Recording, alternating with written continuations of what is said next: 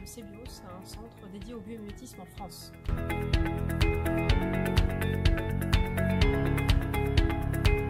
Le biomimétisme, ça vient de bio, vivant, et mimétisme, imiter. Donc c'est s'inspirer et imiter le vivant pour innover.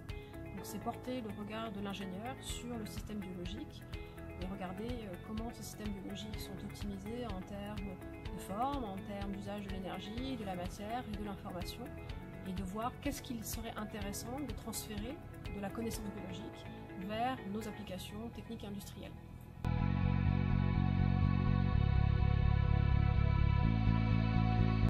Aujourd'hui, un des grands espoirs dans le développement du biomimétisme, c'est notamment l'énergie, avec l'imitation de la photosynthèse naturelle des plantes. Donc, la plupart des végétaux sont capables d'utiliser l'énergie du soleil pour fabriquer leur matière. Aujourd'hui, il y a un nombre croissant de laboratoires, mais aussi d'entreprises qui s'intéressent à imiter ce processus-là pour aller vers les énergies renouvelables et notamment l'utilisation du solaire. La photosynthèse artificielle, elle consiste à utiliser l'énergie solaire pour couper la molécule d'eau H2O en hydrogène et en oxygène. Donc le biomimétisme apporte une solution innovante pour la fabrication de l'hydrogène, qui est aujourd'hui un problème. L'hydrogène est une grande promesse, mais on ne sait pas encore aujourd'hui comment la produire dans de bonnes conditions et dans des quantités suffisantes.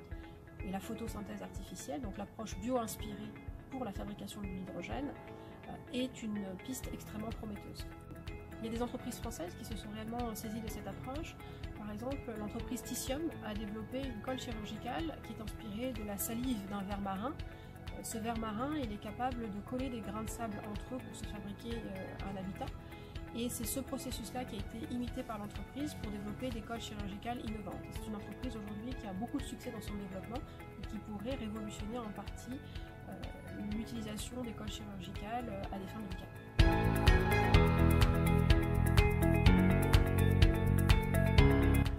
En France, nous on a répertorié environ 200 entreprises qui s'approprient la démarche.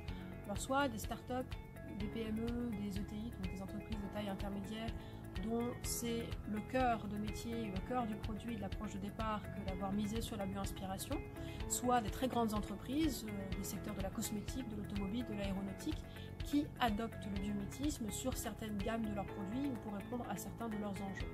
Donc en France, on est sur à peu près 200 entreprises. Donc à l'échelle mondiale, on est à plusieurs milliers d'entreprises potentiellement utilisatrices du biomimétisme.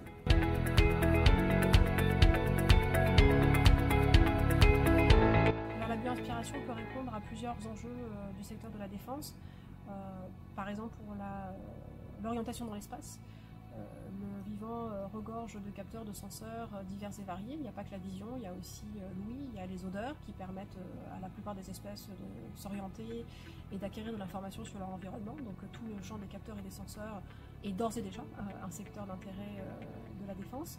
Dans tout ce qui est les enjeux de protection mécanique, et donc d'avoir des matériaux de plus en plus performants mécaniquement pour résister aux chocs ou aux différentes agressions de l'environnement. Donc là, il y a tout un champ évidemment d'exploration de l'opportunité que peuvent offrir les matériaux biologiques. Pour des matériaux qui vont être des matériaux immergés, il va y avoir d'autres enjeux qui vont typiquement limiter l'encrassement par colonisation des espèces marines, qui ont à la fois des effets délétères sur les matériaux, les structures, les coques, mais également un effet de perte énergétique lors de la navigation. Donc tout ce qu'on appelle les stratégies anti-encrassement, anti-fouling en anglais, sont des stratégies largement adoptées par les organismes biologiques et qui sont d'intérêt et d'ores et déjà étudiées par le secteur défense.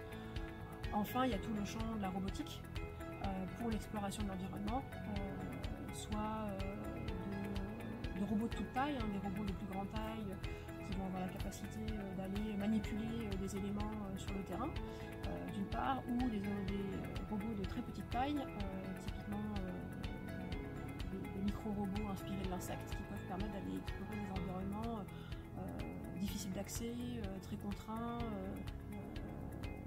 typiquement en zones qui auraient pu subir des zones de catastrophes naturelles. Il existe aujourd'hui aussi des opportunités dans le domaine de la santé, appliquées notamment au traitement des blessures du combattant.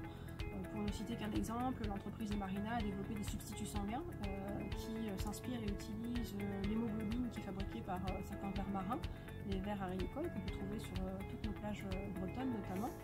Et injecter de l'hémoglobine de ce ver marin pourrait à terme permettre de réoxygéner en urgence des organes qui auraient été fortement endommagés par une blessure, et donc potentiellement de sauver la vie d'un certain nombre de personnes, et notamment des combattants.